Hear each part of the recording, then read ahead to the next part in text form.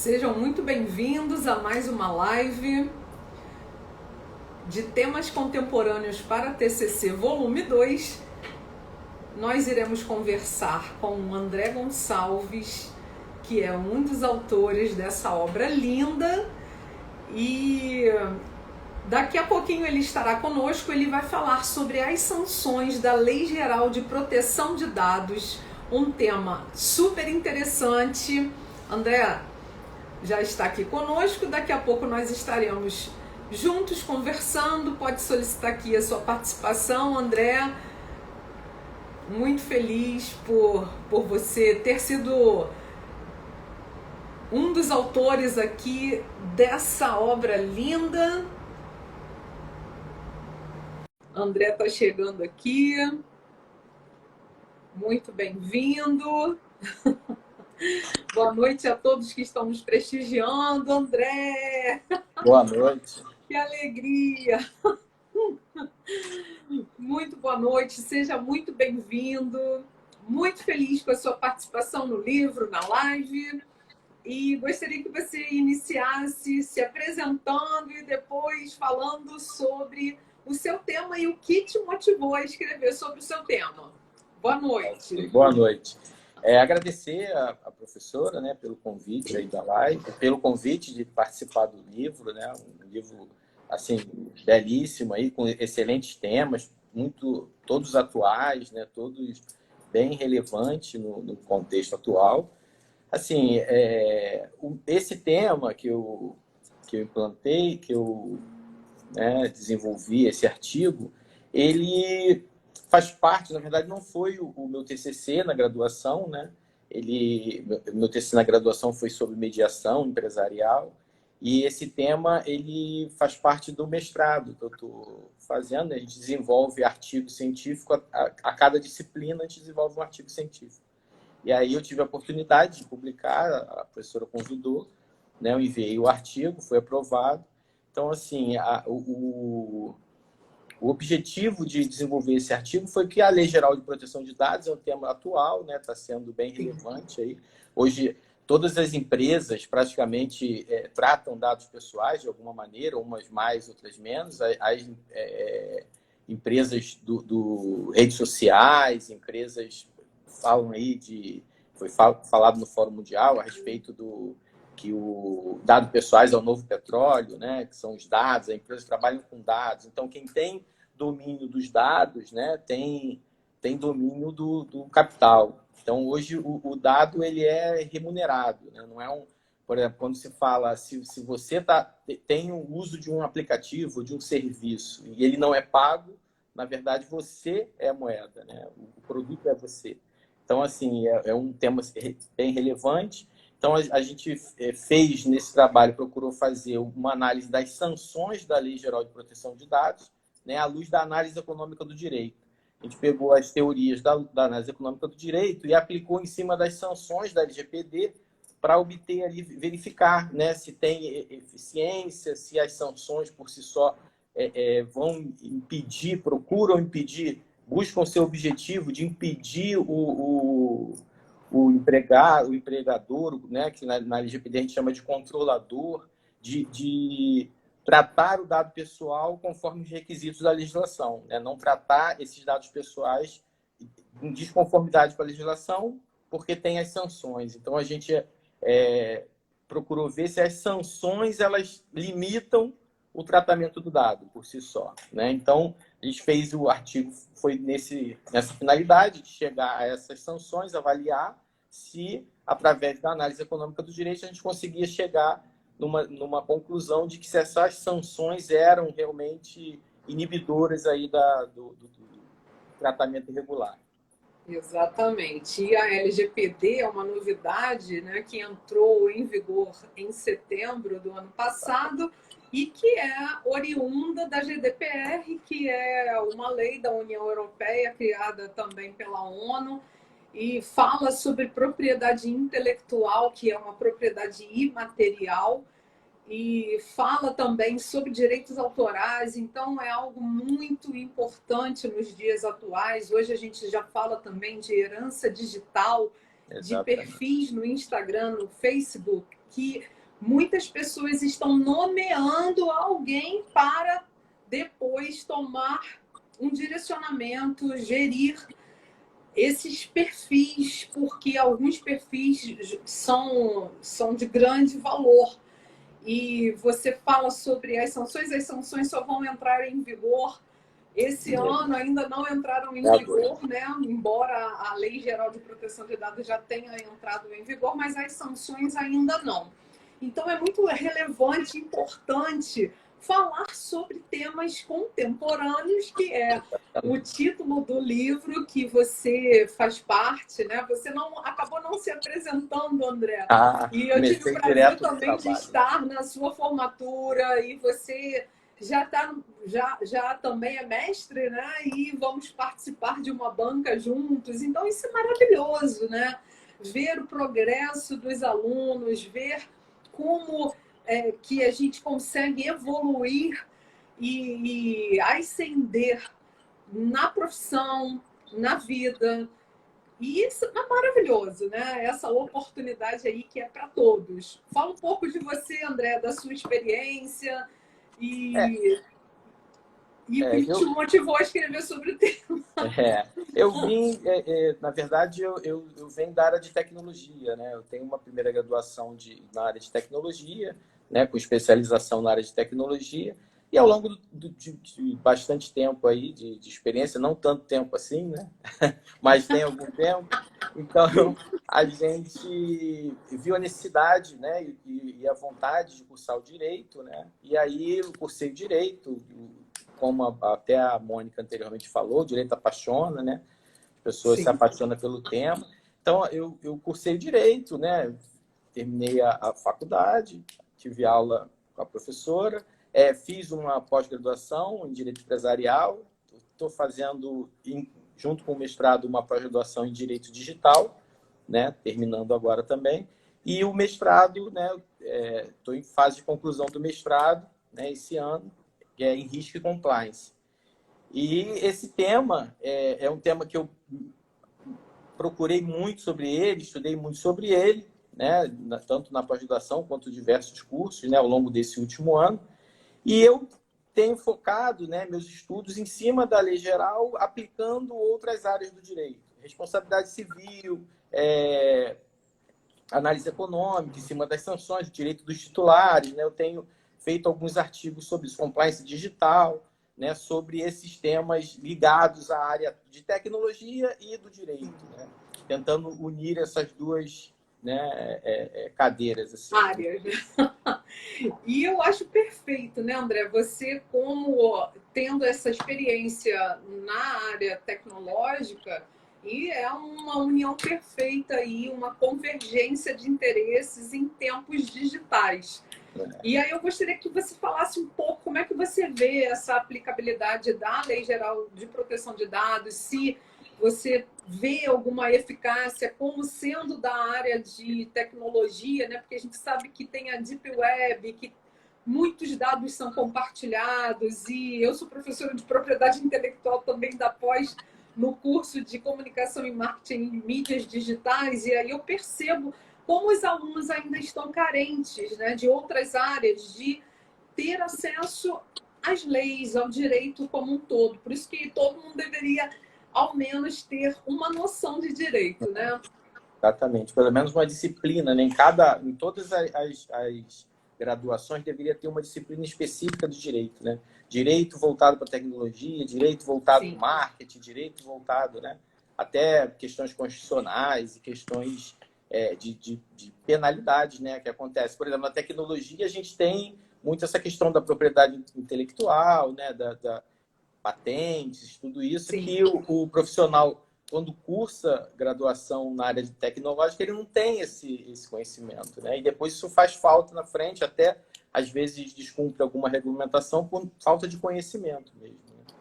Então, assim, a lei geral, ela tem sido utilizada, inclusive, né, já na jurisprudência, né? Já temos casos de penalidades sendo aplicadas pelo judiciário, apesar das sanções administrativas da lei.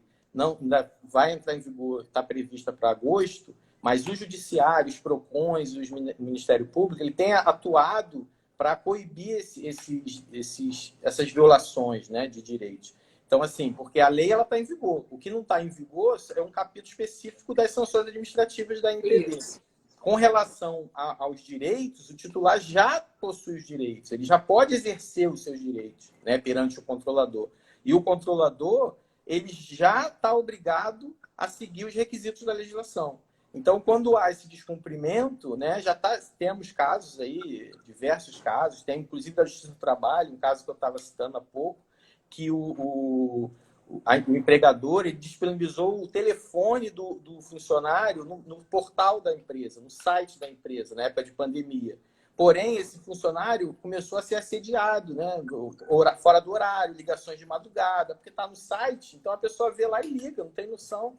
E aí a pessoa teve que desligar o número, né, e ficou constrangida, e aí pediu até a rescisão indireta do contrato de trabalho, né? E foi concedido e foi dado uma indenização de danos morais para essa empresa por ter descumprido a LGPD, que determina que para qualquer, né, tratamento deve ter uma finalidade específica e um dos requisitos é o consentimento do titular. Porém, na regulação entre empregado e empregador, esse consentimento não é livre, né? Não é considerado livre, porque o empregado ele tem uma hipossuficiência em relação ao empregador, né? Então, assim, qual a liberdade que ele tem de negar? O empregador chega e me dá teu número aí que eu vou botar no site, assina aqui que você dá o consentimento. Ele vai dar. Porque se ele não der, ele vai ser demitido, né? Ele precisa do salário, então ele entrega, ele assina qualquer papel, o consentimento, mas não é livre. A legislação diz que para o consentimento ser válido, ele tem que ser livre e direto. Então ele tem que ter uma finalidade específica, tem que ter um requisito específico e ele tem que ter liberdade de não fornecer. E até de revogar esse consentimento a qualquer tempo, né? Então não é o caso. Na relação de trabalho é complicado essa questão do consentimento, né? Tem que se levar muito em consideração. Então, o próprio judiciário ele tem agido já para coibir alguns desvios aí que estão sendo feitos por controladores. A gente tem um caso aí agora que está sob investigação de vazamento de mais de 200 milhões de dados, né? De pessoas, inclusive tem mais dado vazado do que a população, né? Do que CPF escrito por cada 10 seis. Absurdo. Inclusive, levando a crer que tem dado, inclusive, de pessoas falecidas, né? Entre outros. Então, e a gente não sabe a origem desse vazamento, mas ele está disponível na Deep Web lá, tem gente vendendo essas informações, inclusive tinha informação de ministro do Supremo, do presidente da República, né? Coisas assim descabidas, assim. Mas hoje a gente já tem essa discussão sobre esse tema, né? Há um tempo atrás a gente nem discutia esse assunto, apesar da Constituição já prever, né, no artigo 5º lá, o direito à intimidade e à privacidade, e o próprio Código de Defesa do Consumidor também, no artigo 39, prevê que a utilização desses dados fornecidos tem que ter uma regulação, né, uma transparência do que está sendo feito com esses dados, né? A gente já tinha legislação, porém não específica para a LGPD, já tinha o Marco Civil da Internet, já tinha a Lei de Acesso à Informação, que regulava, só que eram legislações esparsas, e com a LGPD isso convergiu, né, para o tratamento de dados. Então, tem uma legislação específica para o tratamento de dados. Ela colocou uma série de requisitos, né, para que o controlador possa tratar esse dado de forma... Fora daqueles requisitos é ilegal. O tratamento é ilegal e tem as sanções. As sanções do artigo são as sanções administrativas, né, que vão desde uma advertência até uma suspensão do tratamento. Muita gente fica preocupado com a questão da multa, né, da multa pecuniária lá, que fala em 50 milhões de limite, né, 2% do faturamento. Só que para a empresa que trata dado pessoal, essa multa, ela muitas das vezes é menos prejudicial do que a própria interrupção do tratamento. Se eu bloqueio o banco de dados dessa empresa, eu inviabilizo essa empresa de funcionar, né?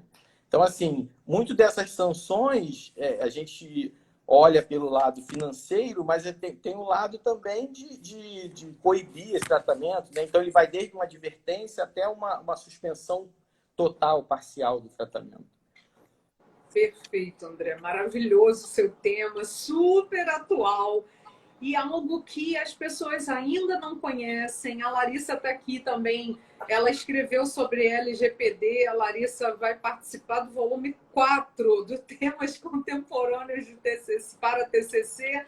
Ela atua nessa área também, então vocês podem fazer essa conexão e eu vou criar depois um grupo para vocês, todos os autores se conectarem. Depois a gente pode pensar em fazer um livro para cada tema, porque você apresenta brilhantemente o seu tema. A Larissa e a Jéssica também falam sobre LGPD, elas já têm um escritório de advocacia já voltado para esse tema. Então, são temas maravilhosos e você coloca jurisprudências e todas as informações pertinentes para que isso venha a ser aplicado e até mesmo para auxiliar as empresas nesse quesito também, né, André? Exatamente. Assim, hoje a gente tem aí uma demanda muito grande, né, das empresas procurando a adequação da LGPD, né? A questão delas estarem adequadas à legislação. Então, esse processo de adequação, né, passa por revisão de legislação, passa por revisão de processo, passa por ajuste de software ou não, porque muitas das vezes a gente acha que para estar adequado à LGPD, segurança da informação, a gente está falando de software, né? Vamos investir dinheiro em software, em firewall, em requisitos técnicos, mas a maioria dos vazamentos ocorre através de phishing. A técnica de phishing que vem de pescaria, né? É induzir ao usuário a clicar no link, ele recebe um e-mail, é como se fosse de um banco, e aí, na verdade, ele é todo parecido com o banco, só que não é do banco. Quando você clica ali, você abre uma porta na sua empresa, no seu computador pessoal, para ser instalado um software ou uma porta de invasão, e aí, a partir daquele momento, você fica vulnerável. Então, assim, tem outros que vêm, esse golpe famoso, né, que acontece muito no WhatsApp, que você recebe um SMS e acaba compartilhando esse código do SMS com o fraudador, achando que é através de uma empresa, e aí o fraudador ele consegue clonar o seu WhatsApp, e você perde acesso ao seu WhatsApp.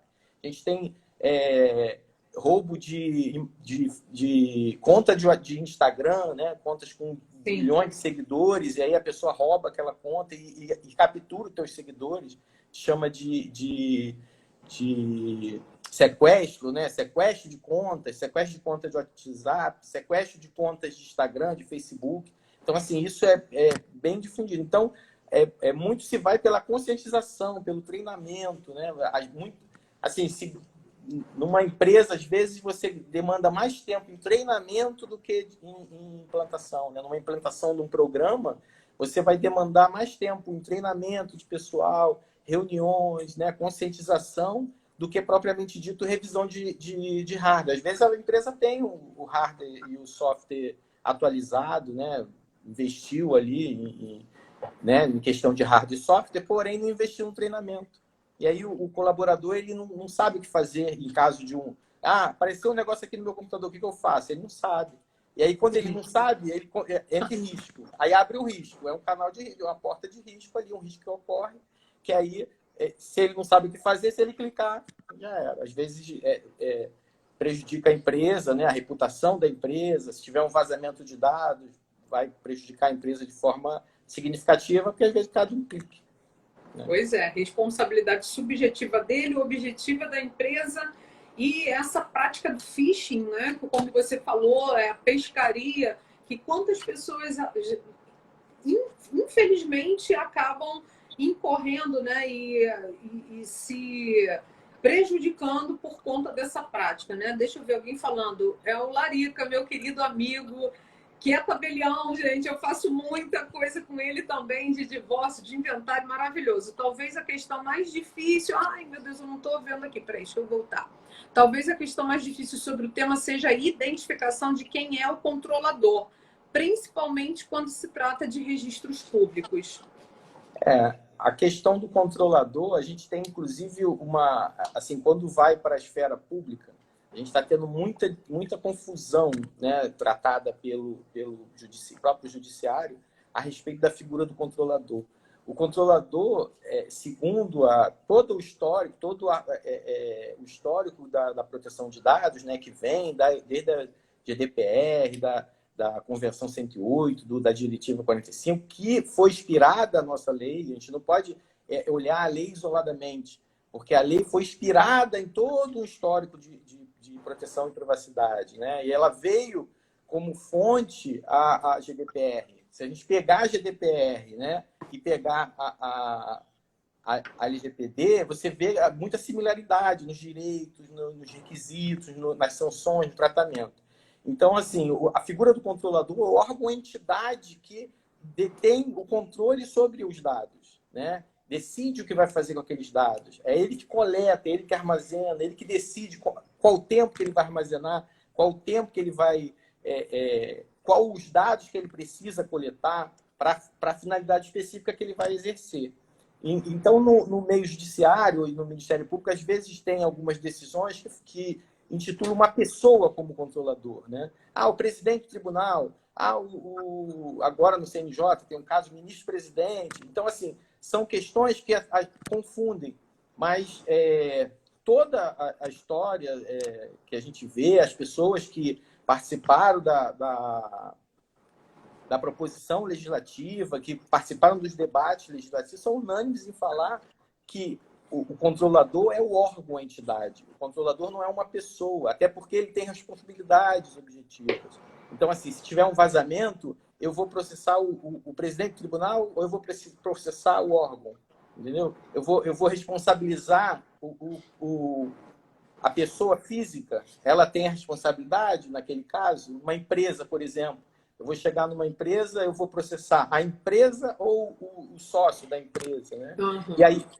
E aí a gente tem questões como operador e controlador, que eu tenho ali responsabilidades ali solidárias, que o operador é quem exerce em nome do controlador. Porém, é um órgão ou uma entidade, é uma empresa. E pode ser uma pessoa física, no caso de um profissional liberal, alguma coisa que exerce atividade com fins econômicos. Mas eu nunca vou ter uma pessoa, funcionário como meu operador, né? Ele opera ali. A palavra confunde. Mas ele é quem está operando o computador, mas ele não é o operador. Porque o operador é a entidade ou órgão. O funcionário está fazendo em nome da empresa, né? Ele representa Sim. a empresa naquele momento. Então, assim, a responsabilidade é da empresa, do órgão, não da pessoa física que está executando ali a tarefa. Assim, acho que isso é um ponto que a própria NPD vai ter que regulamentar, porque tem essa confusão aí na parte pública, né? Que inclusive tem decisões aí de tribunais. Tivemos casos aí do Ministério Público do Rio Grande do Sul, que aí até depois ele se retratou, né? Ele voltou atrás nessa decisão. Vários tribunais de São Paulo, do Rio de Janeiro, Tribunal de Santa Catarina já tem a decisão colocando o controlador como o órgão, a entidade, né? Nomeando como, às vezes, o presidente do tribunal ou um desembargador específico como o encarregado de proteção, né? E os operadores são os prestadores de serviço e as pessoas que se utilizam ali desses dados que o órgão detém, né? Como controlador. E aí, como é uma lei nova, né? E está causando esse alvoroço no judiciário, porque os próprios aplicadores da lei precisam conhecer Exatamente. a lei. Não é verdade, André? Por isso que tem cursos para magistrados também, porque o magistrado não significa que ele saiba de todos os assuntos. Então, você, como um profissional da área de tecnologia, agregado ao direito, então, perfeito. E você pode criar também um curso, né, palestras, para poder proferir e explicar, ensinar e discutir sobre essas questões que você muito bem está abordando aqui na live e falou muito bem no seu artigo, né? Então, quem quiser ter mais conhecimento a respeito do artigo do André também está aqui no volume 2. O André ainda tem alguns exemplares também. Então, assim, o livro está maravilhoso, repleto de artigos maravilhosos. E esse tema, André, ele é tão importante porque, como a gente está dizendo aqui, como as pessoas carecem de informação. Simplesmente a questão da propriedade intelectual mesmo, da propriedade intelectual que é conhecida, né, vulgarmente como marcas e patentes, isso nem é divulgado, né? Tem a lei dos direitos autorais, tem a lei da propriedade intelectual que é a marcas e patentes. Então, isso é um tema novo e que as pessoas precisam realmente se inteirar sobre esse assunto, né, André? Fala alguma coisa que você acha mais importante também dentro do tema e que não foi abordado. Se alguém quiser fazer alguma pergunta, fique à vontade também para a gente poder discutir aqui e o André colocar aí mais os seus conhecimentos e compartilhar aqui conosco.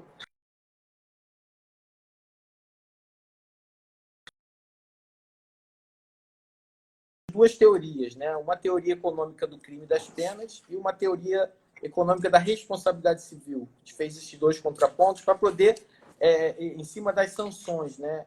E a gente, fazendo uma análise, chegou que a maioria, né, avassaladora, a gente tem 97% das sanções administrativas aplicadas pelas autoridades, aí, pelas agências, elas simplesmente não são pagas, né?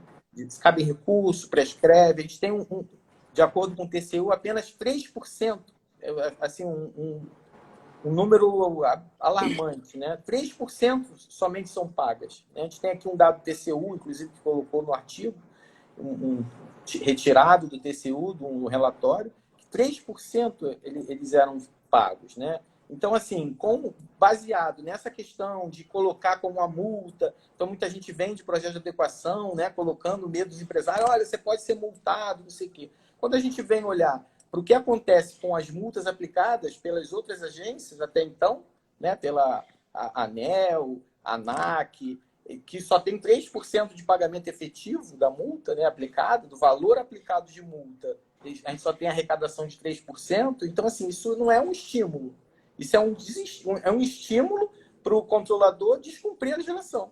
Porque se ele for aplicado, se ele for sancionado, né, se ocorrer um vazamento e ele sofreu uma punição da agência, da autoridade nacional, e essa multa, né, resultar num percentual de 3% de efetividade, então, assim, isso é um estímulo ao descumprimento, né? E aí a gente, quando aplica essas fórmulas, né, que a gente analisou sobre a teoria da responsabilidade civil, a teoria dos crimes da pena, que você precisa ter uma punição, né, que você aplique uma punição e tenha efetividade nessa punição para reduzir a aplicação, né, de descumprimento da legislação, você vê que realmente somente as sanções administrativas não desestimula o agente a descumprimento da legislação, agir de acordo com o requisito.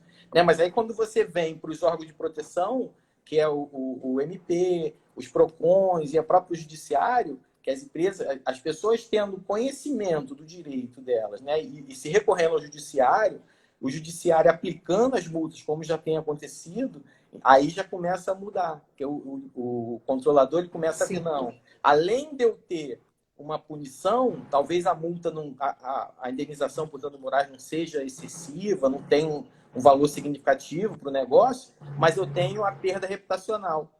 Que a empresa, ela vai, olha, tá lá, tomou uma multa, um processo judicial, e aí isso acaba caindo na mídia, e aí acaba estimulando outras pessoas a ingressarem no judiciário, e aí vira aquele, né, como a gente teve aí com o Código de Defesa do Consumidor, que ele acaba, apesar da efetividade, do descumprimento de algumas empresas, mas você tem que a população já conhece os direitos que tem, né, com relação ao Código de Defesa do Consumidor. A gente espera que tenha divulgação sobre o tema, a gente tem que falar sobre o tema, sobre a proteção de dados, para que as pessoas percebam, né, que possuem direitos, né? Os dados, na verdade, o dado pessoal é seu, não é da empresa. Né? Ela não faz o que ela quer, ela faz o que você permite, né? Com esse dado. E aí a sociedade tendo ciência disso, tendo conhecimento desses direitos, né, acaba que os controladores, as empresas, acabam sendo obrigados a obedecer, né, a cumprir a legislação. né? Não só por questões de punição ou de multa, mas também na questão reputacional, na questão de ganho de marca, de confiança, né, da empresa, de você estar cedendo o seu dado pessoal para aquela empresa, sabendo que ela vai guardar de forma correta, que ela vai proteger esse dado. É muito importante mesmo que a gente tenha essa segurança, porque a segurança é um dos direitos fundamentais e a gente não quer só a segurança da nossa propriedade, da nossa vida, mas também desses dados, dessa propriedade imaterial, né, André? Que infelizmente muitas empresas descumprem e, como você falou, acabam atingindo a reputação, e isso também é algo relevante, porque a reputação das empresas privadas hoje é algo que é muito considerado. E eu só tenho que te parabenizar, André, seu artigo está maravilhoso. E assim, você tem muito a contribuir, né? Assim como todos os autores. E só para a gente caminhar aqui para o final da nossa live, que está sendo maravilhosa, né? Muito obrigada a todos que estão aqui participando. E gostaria que você falasse sobre a sensação de ter um artigo publicado, de poder compartilhar o seu conhecimento a respeito de um tema tão importante como esse. Assim, é muito importante e gratificante, né? Agradeço de novo a professora por ter disponibilizado essa oportunidade, né? Fornecido essa oportunidade de publicar, porque a gente desenvolve o artigo, né? Para uma finalidade específica, muitas das vezes para o TCC, ou para uma disciplina, ou até para postar, né? Em algum evento, algum congresso, alguma coisa. Porém, você ter ele publicado, né, materialmente, mesmo que às vezes tem muita publicação também que você consegue fazer através de e-books, né, de virtual, você manda e fica virtual. Porém, ele ter fisicamente, né, ele ter o livro físico, para que você... demais, né, André? É diferente, né? Faz toda a diferença. Muito diferente, então, essa é uma oportunidade única. Seu nomezinho aqui. Exatamente, o meu está aqui, marcadinho aqui.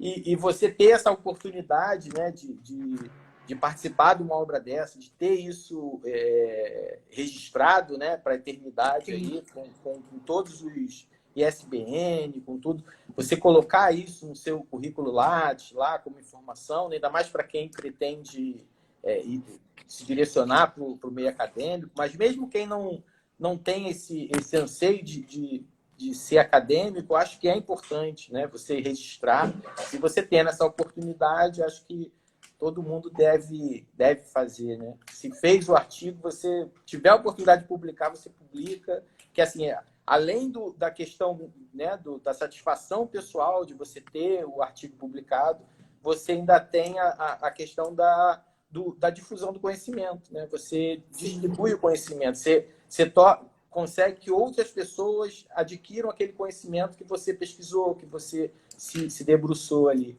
Isso também tem toda a importância, né? Maravilhoso, né, André? O Yuri está aqui falando, saudade das suas aulas, saudade de você. E o que o André falou, gente, do ISBN é isso aqui, ó, que tem sempre nos livros, que é a identificação do livro internacionalmente. Então, para cada propriedade imaterial, a gente tem um órgão regulador, o INPI, que é o Instituto Nacional de Propriedade Industrial, que registra marcas e patentes. A gente tem a Ancine, que é para registrar a obra cinematográfica. A gente tem o ISBN, que é o identificador, que significa, né, o International Standard Book Number, que é a identificação daquela obra, que isso aqui é garantido pelos direitos autorais. Então, também tem a ver com o que a gente está conversando sobre o assunto, sobre o tema do André. E que, como ele falou, é importantíssimo que a gente venha compartilhar nossos estudos, nosso conhecimento, porque quando a gente está aqui numa live, a gente está se doando, a gente está transferindo conhecimento, a gente está compartilhando, e não existe nada melhor que isso, né, André? Exatamente. E todos aqui, muitas pessoas parabenizando você pelo artigo, Obrigado. pela obra.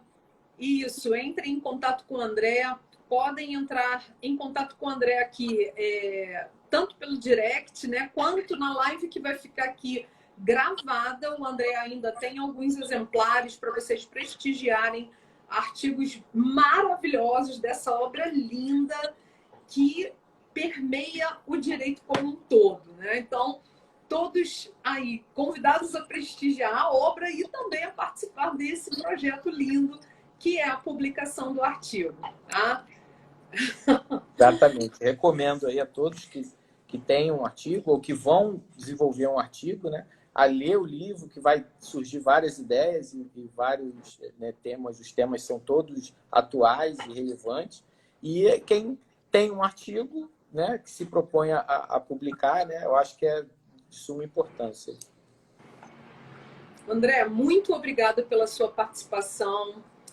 Muito obrigada pela sua disposição em participar aqui conosco, de ter aceito o convite, né, de publicar, de participar da live. Tenho certeza que foi muito agregador para muitas pessoas e será para quem ainda irá nos assistir. Muito obrigada, querido. Eu que agradeço. Muito obrigado. Boa noite a todos.